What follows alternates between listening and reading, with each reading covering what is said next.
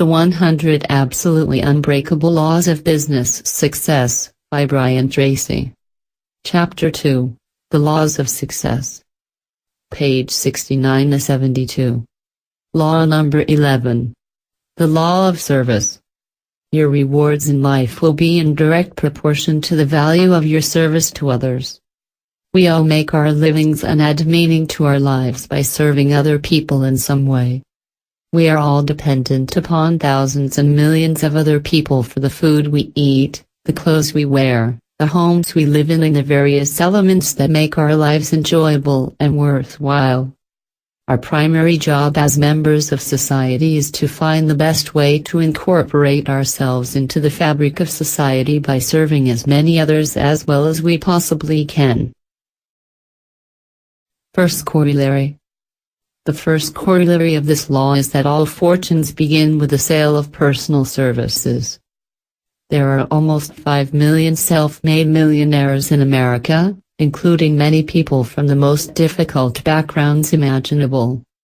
In addition, there are countless immigrants who arrived in the U.S. with no money, no language skills, limited education, and no friends or contacts who have become financially independent.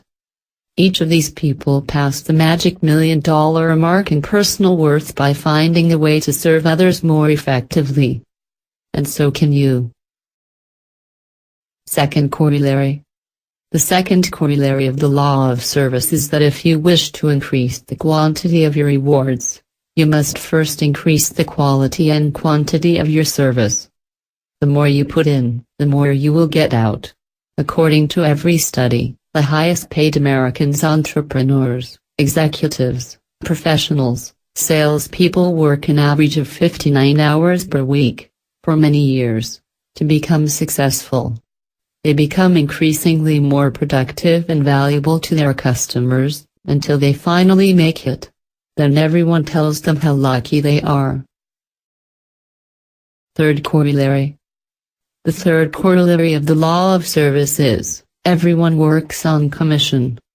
Everyone is paid a piece of the action, a share of the income or profit from the economic activity of the organization.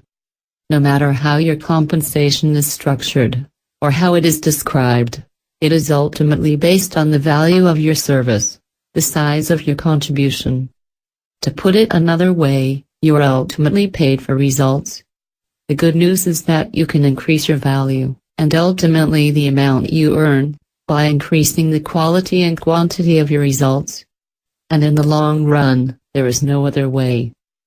This focus on results, on pleasing customers better than your competitors, is the guiding force of successful businesses. The top managers in the leading companies all seem to have an obsession with customer service. The most successful men and women in our society are those who are able to lose themselves in serving the people who depend upon them, their customers, their employers, and others, for what they do. When you combine the law of compensation with the law of service, you have the keys to obtaining anything that you really want in life.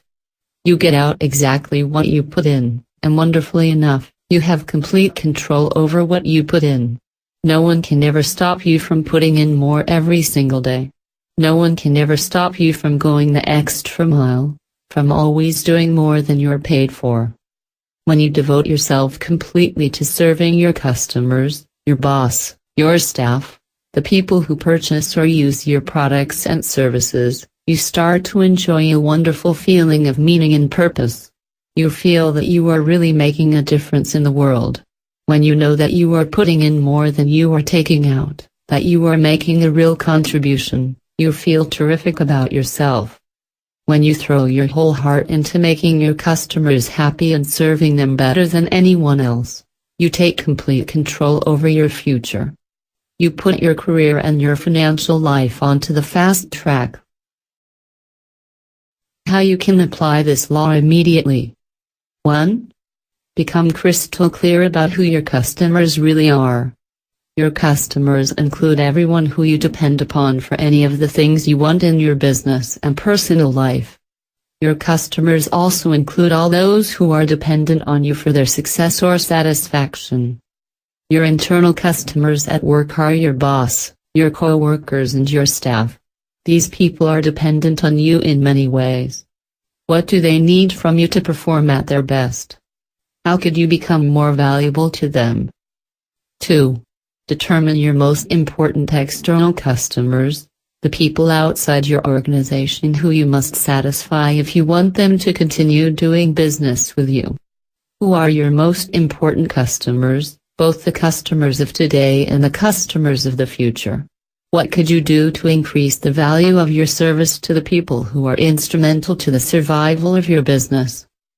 Who are the people in your personal life who depend on you in some way, your family, your friends, the people in your community? How could you serve them better? What could you do to enhance or enrich their lives? Whatever your answers to these questions, write them down, make a plan and then take action. Your whole future depends upon it.